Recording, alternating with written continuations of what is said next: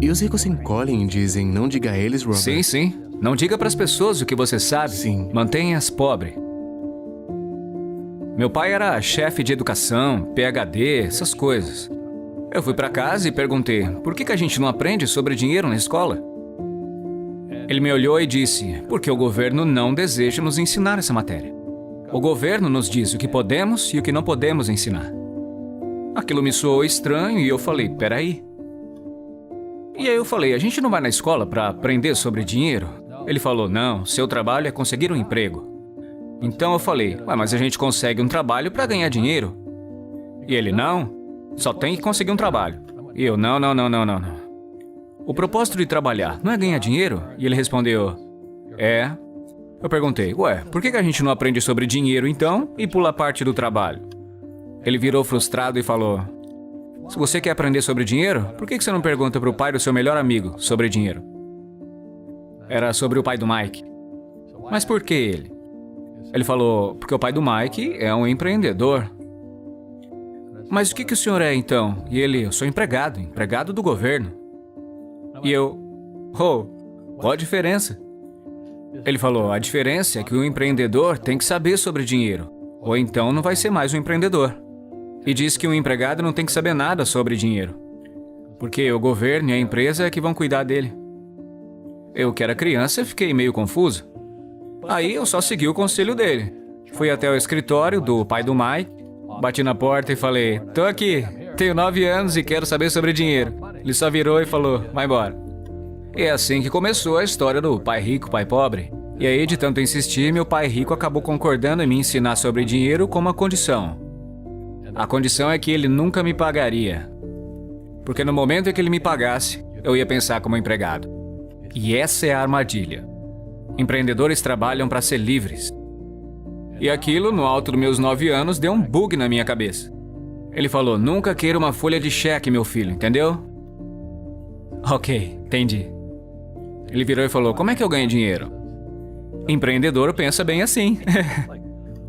Então, como que eu aprendo a ganhar dinheiro? Foi aí que ele me mostrou o jogo de tabuleiro Monopoly. Então, ele tinha hotéis e aí eu fazia as coisas lá pra ele, limpava o chão, pegava bituca, coisinhas pequenas, sabe? E quando eu fiquei mais velho, eu comecei a trabalhar no escritório, no marketing, na contabilidade.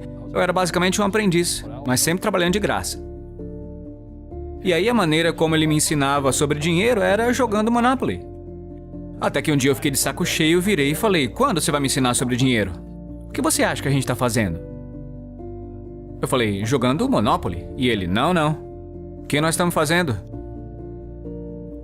Jogando Monopoly. O que nós estamos fazendo? Então não sei. E ele, tô te ensinando sobre dinheiro. Por exemplo, você tá aprendendo como ter uma casa verde. Então ele falou, tem muitas fórmulas para se ter o sucesso com dinheiro. Tem milhares delas. Mas uma das melhores é jogando Monopoly. E ainda é. 4 casas verdes, um hotel vermelho. Falei, o quê? Ele disse, uma das melhores formas de se adquirir grandes riquezas é jogar o Monopoly na vida real. A cada 4 casas verdes, um hotel vermelho. Eu falei, é isso mesmo? E ele, é isso.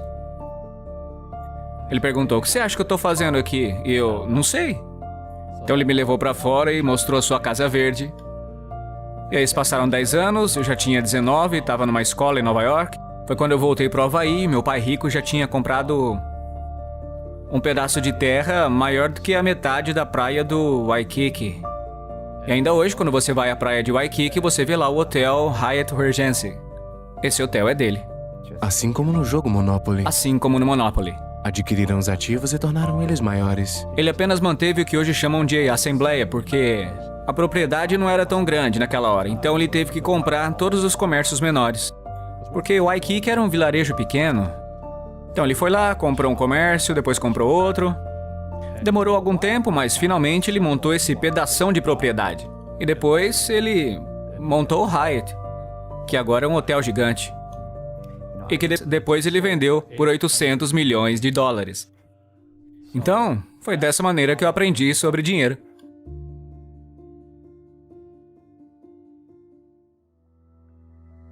Eu tive alguns problemas financeiros. Teve gente que me apunhalou pelas costas. Mas isso foi bom, porque me fez crescer. É o espírito da coisa. Sim. As pessoas que têm medo de errar, como ensinam na escola, não crescem nunca. Porque no mundo espiritual que existe o bem e o mal, o certo e o errado, o alto e o baixo. E as pessoas só querem estar certas, ser positivas. E na realidade não é sempre assim. Eu não era de uma família muito pobre pelos padrões da época. Mas eu era de uma família que tinha uma atitude pobre. Como assim? Porque rico, pobre, classe média, a pobreza começa com uma atitude fundamental. A pobreza é um negócio que se transmite, que se ensina às famílias. E a classe média é ensinada nas famílias. E para as pessoas que agora mesmo estão sentadas em casa, estão com problemas financeiros porque ganham pouco, ou infelizes porque, mesmo que ganham muito, estão fazendo o que não gostam. Talvez ela aprendeu assim. Talvez o senso comum ensinou assim. Trabalhe duro para ter alguma coisa, ou que os ricos não são pessoas boas. Essas coisas. O sistema escolar não quer te ensinar sobre dinheiro.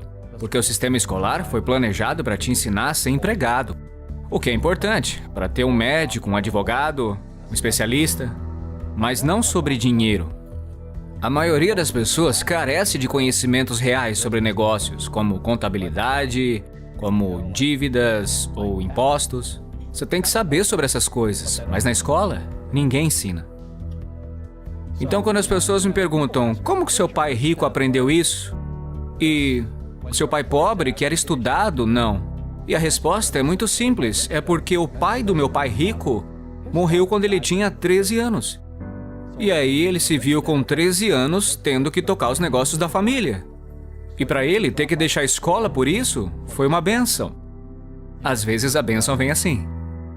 No começo pode parecer algo de muito ruim, mas depois se torna uma bênção. E logo, seus professores se tornaram seu tesoureiro, seu contador, seu advogado, seu banqueiro, seus agentes imobiliários. Então ele teve o que eu chamo de professores de verdade, não falsos professores de escola. A maioria dos professores na escola não seguem a ética. Ensinam matérias que, na verdade, eles não praticam.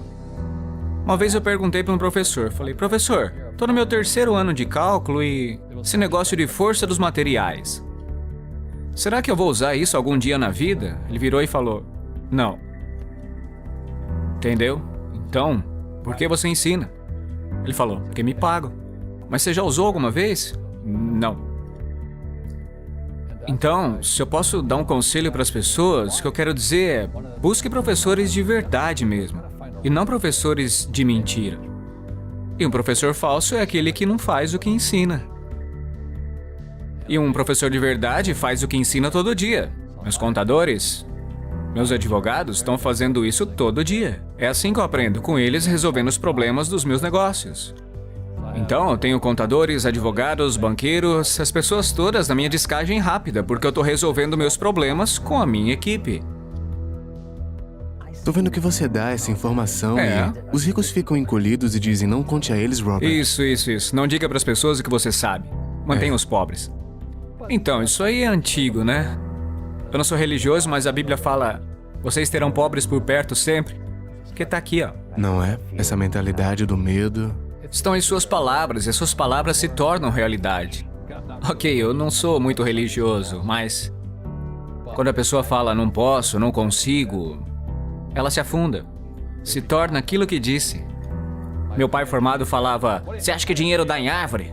Não dá pra comprar isso. E meu pai rico dizia, é por isso que ele é pobre.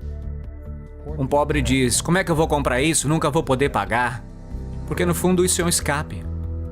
Isso é um escape, entendeu? É mais fácil falar assim. E o seu pai rico dizia o quê, em vez de não tenho dinheiro pra isso? Como eu posso pagar? Como eu posso fazer? O que é necessário fazer para chegar lá?